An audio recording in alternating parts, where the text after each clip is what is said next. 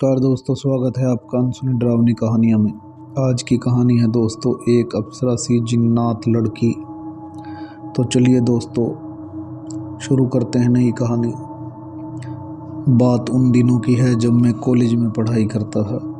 उन दिनों मैं सिर्फ पढ़ाई में ही ज़्यादा ध्यान लगाता था। लड़कियों से हमें ज़्यादा मतलब नहीं था। मैं घर से सीधा कॉलेज और कॉलेज से सीधा घर जाता था और शाम को पार्क में या बाज़ार में घूमने के बजाय मैं लाइब्रेरी में या घर में किताबें पढ़ा करता था। कुछ दिनों के बाद मुझे लगा कि कोई लड़की मुझे रेगुलर फॉलो कर रही है। वह मुझे कॉलेज में, कैंपस में, लाइब्रेरी में, हर जगह दिखती थी। अब तो धीरे धीरे मैं भी उसकी तरफ खींचने लगा था।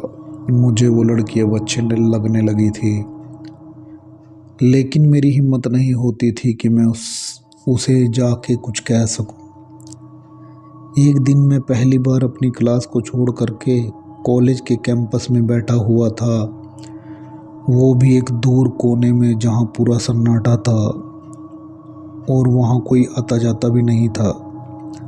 तभी वो लड़की अचानक से मेरे सामने आ गई और मेरे ही सामने आकर बैठ गई। अब तो मेरी सांसें ही रुक गई। वो धीरे धीरे मुझसे बात करने लगी, मैं भी धीरे धीरे उससे बात करने लगा। फिर सिलसिला लगातार चलता रहा बात करने का। वह मुझे कभी कहीं, कभी किसी जगह पे मिल जाती और मुझसे ढेर सारी बातें करती।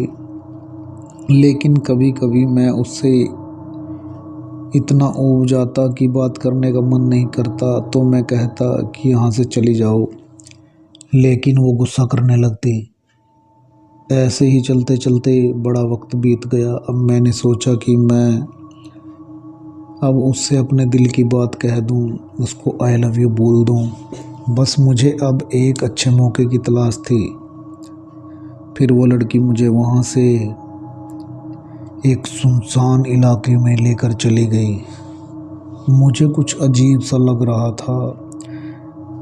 ऐसा रास्ता देखकर मन में बुरे बुरे ख्याल भी आ रहे थे, बहुत डर भी लग रहा था। तभी एक बरगद के पेड़ के पास एक वीराने में जाकर हम रुक गए और वो बोली, ये मेरा घर है, अब तुम भी मेरे साथ यहीं रहोगे। मुझे तो पहले यह एक भद्दा मजाक लगा, लेकिन जब मैंने उससे पूछा कि हम इस पेड़ पर क्या करेंगे हंसते हुए, तो वो गुस्से में आ गई और बोली, क्या बोल रहे हो? और वो फिर धीरे धीरे अपने असली रूप में आने लगी। और जब मैंने उसके असली रूप को देखा तो मेरी हालत से ज़्यादा ख़राब हो चुकी थी, क्योंकि वो एक लड़की नहीं थी, एक जिन्नात थी। अब तो मुझे अपनी किस्मत पर भी रोना आ रहा था। मैं चिल्लाना चाह रहा था, लेकिन मेरे मुंह से कोई आवाज़ नहीं निकली। मैं भागना भी चाह रहा था, लेकिन चाह कर भी मेरे कदम उस जगह से हिल नहीं पाए। मैं हाथों को हिलाना चाह रहा था, लेकिन चाह कर भी मेरे हाथ नहीं हिल पाए। शायद मैं पूरी तरीके से उसके कब्जे में आ चुका था। सारी मेरी कोशिशें बर्बाद हो चुकी थी। और उसके बाद मेरे ऐसे चेहरे को देखकर उसने थोड़ी मेरे ऊपर दया की। वह जिन्नात लड़की अब अपने पूरे रूप में आ चुकी थी, बेहद डरावनी। उसने मुझसे कहा कि तुम मुझे अच्छे लगते हो और अब तुम कहीं नहीं जा सकते, अब तुम मेरे साथ ही रहोगे। मेरी समझ में नहीं आ रहा था कि मैं करूं तो क्या करूं। अब वो लड़की अपने नुकीले हाथों से मेरे ऊपर हमला करने जा रही थी, या यूँ कहें कि उस नुकीले दांतों से वो मुझे जान से मार देना चाहती थी। लेकिन तभी वो रुक गई और उसने मुझसे कहा, क्या तुम कुछ और कहना चाहते हो? तो मैंने केवल हाथ जोड़कर इतना कहा, मुझे माफ़ कर दो, मैं दोबारा से तुमसे नहीं मिलूँगा। तभी उसने कहा, कि तुम मुझसे मत डरो, मैं तुमको कोई नुकसान नहीं पहुंचा सकती, क्योंकि मैं तुमसे प्यार करती हूँ और हमेशा तुम्हारा बनकर रहना चाहती हूँ। क्या तुम मुझे इसलिए नहीं अपनाना चाहते कि मैं एक जिन लड़की हूँ?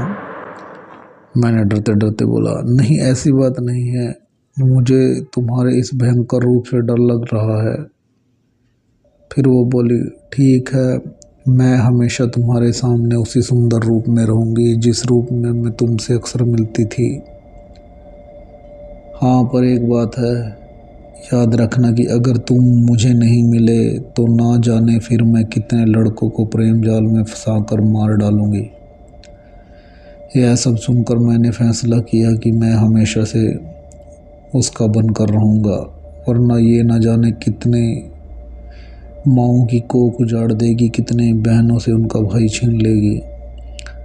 मैंने फिर उसको बोला कि ठीक है, मैं तुम्हारे साथ रहने को तैयार हूँ, पर मैं इस पेड़ पर कैसे तुम्हारे साथ रह सकता हूँ? तुम मेरे और अपने लिए कोई नया घर तैयार करो। उसके बाद वो बोली, ये लो, मैं तुम्हें अपार दौलत देती हूँ, तुम इससे नया घर बनाना किसी सुनसान जगह पर, फिर हम दोनों वहाँ रहेंगे। मैंने कुछ दिनों के बाद फिर ऐसा ही किया। एक सुनसान जगह पर शहर से थोड़ी दूर जहाँ थोड़ा जंगल था वहाँ ज़मीन खरीदी और वहाँ एक शानदार बंगला बनवाया और हम खुशी खुशी वहाँ रहने लगे। मैंने एक दिन उसको बोला कि अब तुम मेरे साथ ऐसे रूप में रहा करो जिसमें कि स्वर्ग की अप्सराएं रहती हैं। फिर उसने अपना अप्सरा जैसा रूप बना लिया और वो उसी रूप में रहने लगी। अब मुझे भी उससे प्यार हो गया था। अब वो बिल्कुल बदल चुकी थी मेरे कहे अनुसार।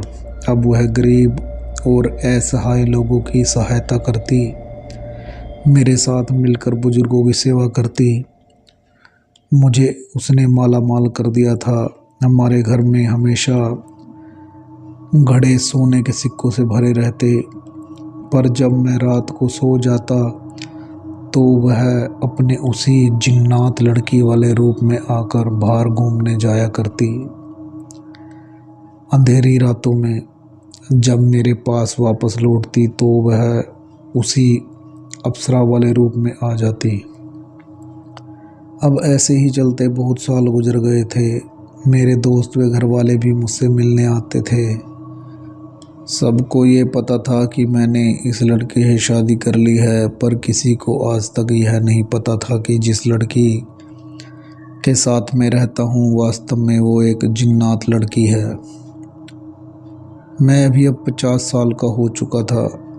हमको साथ रहते 28 साल गुजर चुके और अब उसका धरती पर समय पूरा हो चुका था। कल उसको हमेशा के लिए इस योनि से जाना था। आज रात वह पूरी रात मुझसे लिपट कर रोती रही। मैं भी उससे लिपट कर बहुत रोता रहा, क्योंकि मुझे उसकी आदत हो चुकी थी। और सवेरे 4 बजते ही उसने कहा, मैं जा रही हूँ, तुम अपना ख्याल रखना। इस धन दौलत से अपनी दूसरी शादी कर लेना। और उसका शरीर धीरे धीरे धीरे गायब हो गया। दोस्तों, मुझे इतना दुख हुआ कि मैं उसको बयान नहीं कर सकता। उसकी यादें रह रह कर आज भी मुझे सताती हैं। उसकी यादें आज भी मुझे इस घर के हर कोने से आती हैं। इसलिए मैंने आज तक ये घर कभी नहीं छोड़ा और ना ही शादी की, क्योंकि मैं आज भी उसी से प्यार करता हूँ। कहने को तो वो एक जिन्नात लड़की थी, पर उसने दुनियावी लड़कियों से ज़्यादा मुझसे प्यार किया। हर पल मेरे साथ एक साए की तरह रही। अब तो मैं जब तक जीऊँगा उसकी यादों के सहारे ही जीऊँगा और भगवान से प्रार्थना करूँगा कि वो अब अगले जन्म में मुझे मेरी पत्नी के रूप में मिले। तो दोस्तों आज के लिए इतना ही। नमस्कार दोस्तों।